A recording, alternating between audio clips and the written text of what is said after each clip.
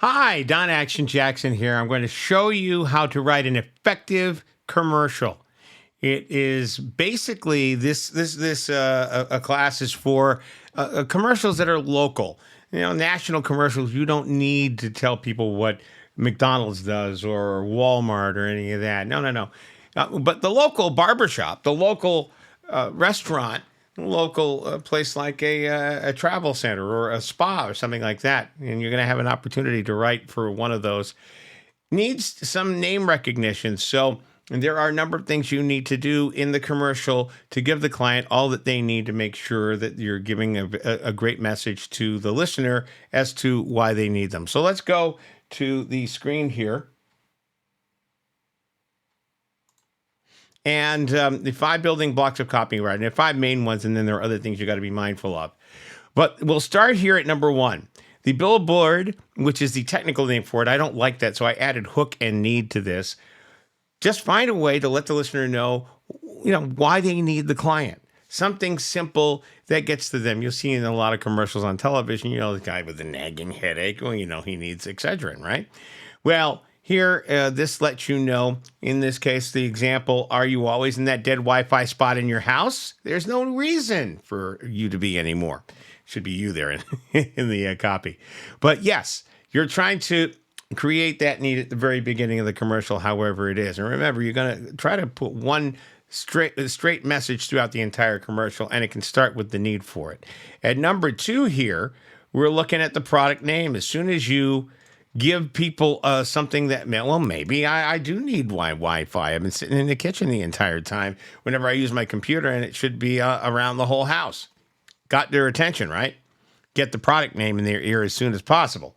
Number 2, must mention it as many times as possible. In this particular commercial, it's going to be at least 4 in a 60-second spot, but you can definitely do it more than that. Not with Spectrum Wi-Fi. Spectrum Wi-Fi offers speeds up to blah, blah, blah, blah, blah.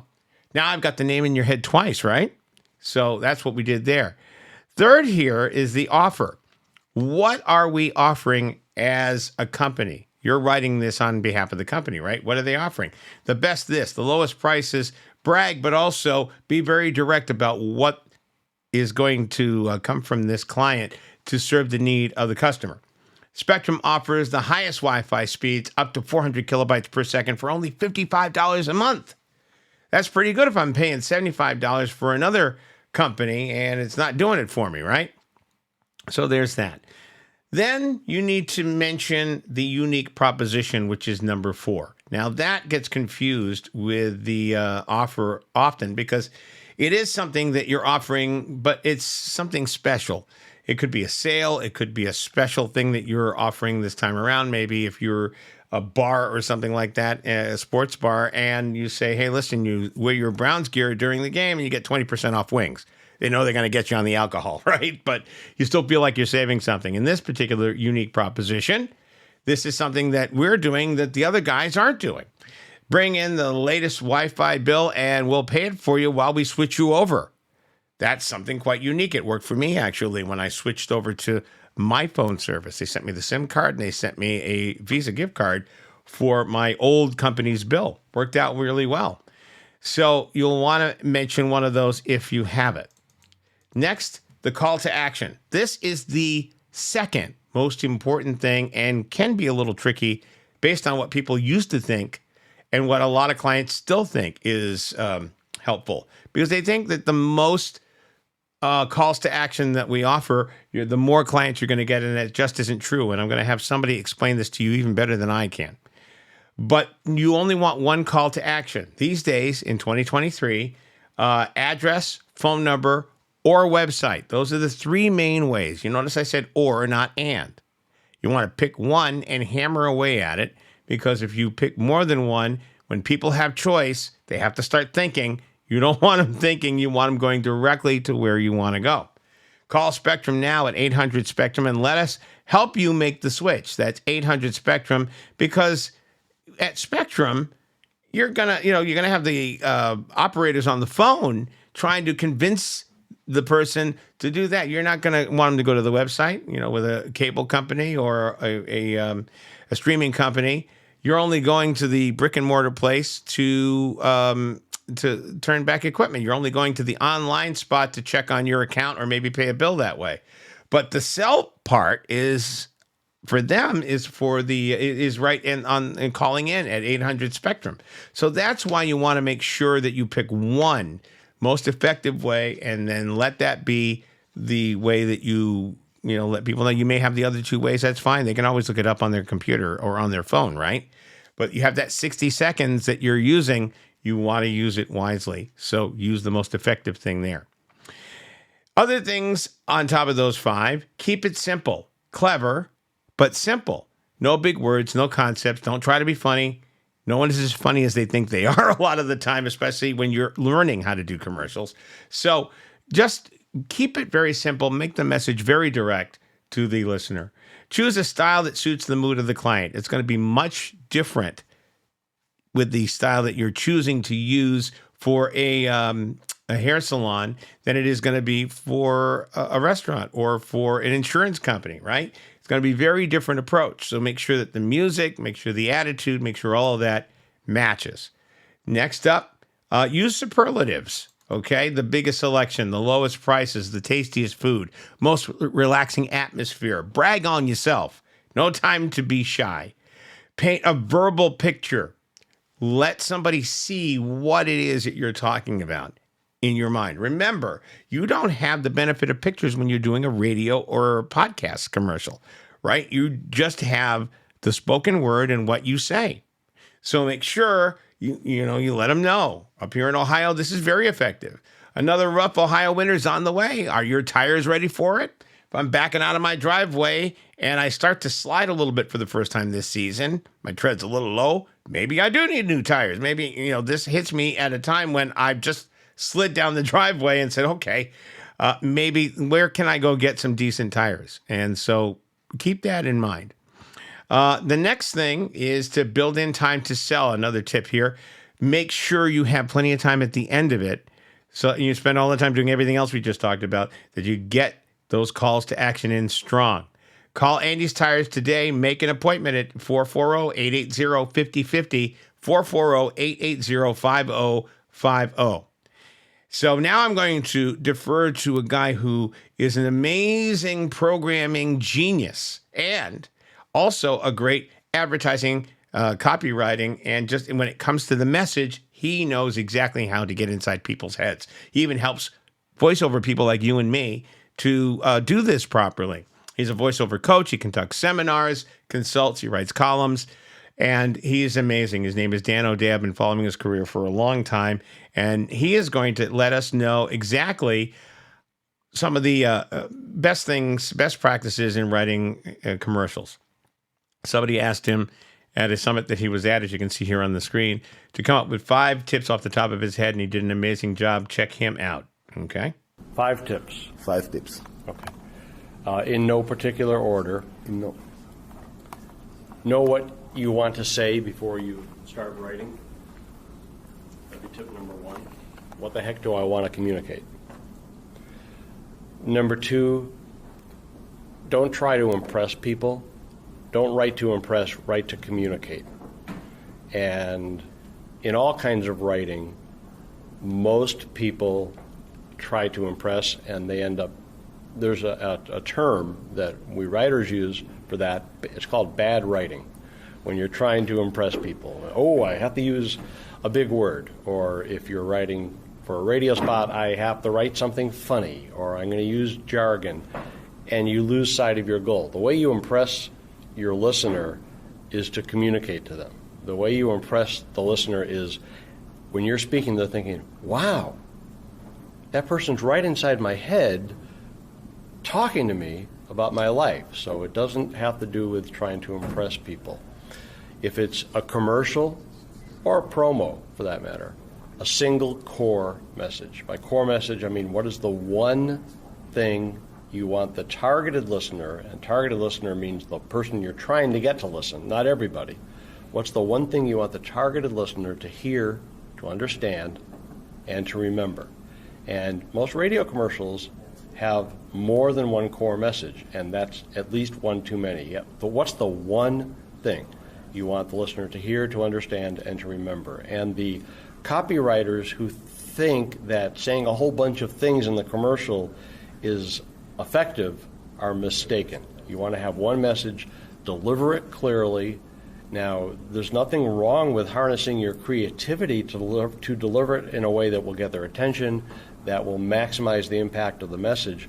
But what's the one thing you want them to hear clearly? And then everything in the commercial has to either be delivering that core message, leading up to the core message, or reinforcing the core message. If it's not doing any of those things, it should not be there. And that includes words, voice, sound, everything. So if you're a producer and you're throwing in some kind of really cool effect, did that just strengthen the impact of the message? If it didn't, you don't put it in there. And unfortunately, producers who do that usually are trying to impress their friends or their colleagues. Or sometimes producers, they do so much work on a daily basis, they get a little bored, so they start to play with things to amuse themselves, but they're losing sight of the listener. So 5 things. I think that's 3. 4, speak the language your listener speaks. Again, a lot of people,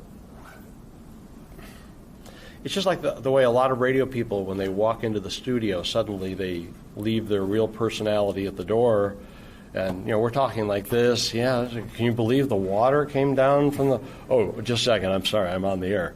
Well, that was... And now... Well, wait a second. The interesting person was here. It's never like this. And it's the same in writing. Use the words your listeners would use.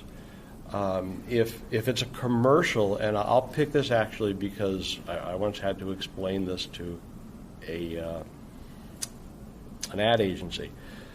I was brought in to consult on an account that was some kind of a weight loss solution, and the ad agency insisted that they not use the word fat because people don't like to be thought of as fat. And I said, okay, and I talked to the client, and I said, now, when people who buy your service, whatever it is, your product, whatever it is, how do they feel about themselves? When they look in the mirror, tell me the conversation. And the head of the company said, well, they look in the mirror and they say, you're really fat. Okay, if your customer uses the word fat, that's the word we're going to use in the commercial. We're not going to say overweight chunky or large-boned, yeah, chunky. If they say fat, we're going to say fat. And the last thing really fits into core message, but because so many people screw this up, and often it's at the insistence of the advertiser. Actually, I will include this in the 5th broad rule, so to speak, and that is a single call to action. What do you want the targeted listener to do as a result of hearing this promo or this commercial? A single call to action. Now, what that means is you don't give a phone number and a website and the location, right? You pick the number one way, the most common way that people become your customer if it's for an advertiser. What's the number one way that people contact you in real life? If the number one way is to walk in the door, then you're going to tell them where you are. If the number one way is to telephone, which does not apply to most advertisers, then you give the telephone. If the number one way is to go to your website to take a specific action, you give that. But a lot of people, understandably, assume, you know what, if I give people a choice, if they can call or go to the website or stop by or send us an email, then we're maximizing the likelihood that someone will respond. It sounds logical. In reality, choice paralyzes response. If you give people 2 different ways to respond to your message, to contact you, the total number will be smaller than if you give just one way and it's the most common way. And I know that's counterintuitive, but it's been proven for about 50 years now, it's been proven quite consistently. You give a single call to action. Perfect. Thank you very much, Dan. Thank you. Love that guy. He makes it seem so simple the way that he explains it, which is why I include that here with this class all the time, because Dan O'Day explains it all. That single call to action, that single core message, all of it breaks down to it being as simple as possible. And really, a simple message is the most effective message. So I'm going to give you 5 clients who need your help.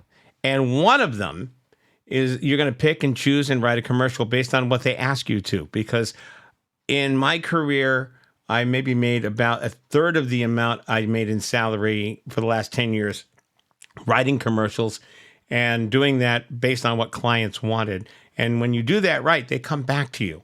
So choose one of the 5 clients below and write and record a 60-second spot using the copy points underneath each one and the 5 building blocks and everything else we told you, including taking in that video. And I urge you to go to this handout that I gave you online and then click on the YouTube link. You can find that video and watch it again, because it is really, really helpful when you go to write. Mention the name of the client at least 4 times. Mention the main call to action, either the address, the phone number, or the website at least twice. Just one of the 3. You must send the complete script to me. Let me look it over. No bullet points, just a full script, and make sure that I get a chance to look it over, help you out a little bit, save you some time. And then you can go ahead and start recording. Make sure that it is 60 seconds, 58 to 62 allowable, but no more or less than that. No licensed music, as we mentioned before. We don't want you to get sued. And make sure that the music helps set the mood of the commercial. Now, things to avoid. I've been through doing this for a little while now, and I've seen everything, so I want to help you to avoid this. Please make sure you're giving me a spot that's the right length. You can see in the bottom left-hand corner of Adobe Audition how long it should be. So there's no excuse for that. Please make sure that it's the right length, and you don't want points off of your grade for that. Second of all, when you say Cleveland, I love this. People just say, Cleveland, Ohio. We know we're in Ohio. That's a pet peeve of mine. So try to stay away from the Ohio, cliche thing. Use only the clients I provided below. A lot of times someone will have someone in the family that's got a restaurant or a barbershop or something like that. I want to stay away from that, because that person's probably going to want you to do that for free, or not for as much, right? I want a client that's going to pay you. So treat these as clients that are coming to you for help. You're going to actually make money doing that. And then if you get this done early, you can go ahead and do it for whatever one you want. But actually learn the discipline of taking what somebody gives you and writing it into a script as if it was your own words.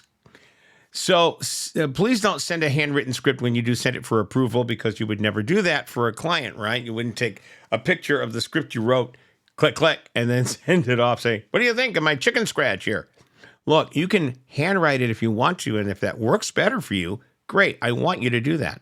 But then you want to go ahead and type it up and then send it, okay? Next, do not use music to fill the 60 seconds, which goes back up to the whole making sure that you have written a full 60 seconds worth of copy and you're not trying to short it. And people love to do that and think, oh, Don will never know. I will know. Trust me.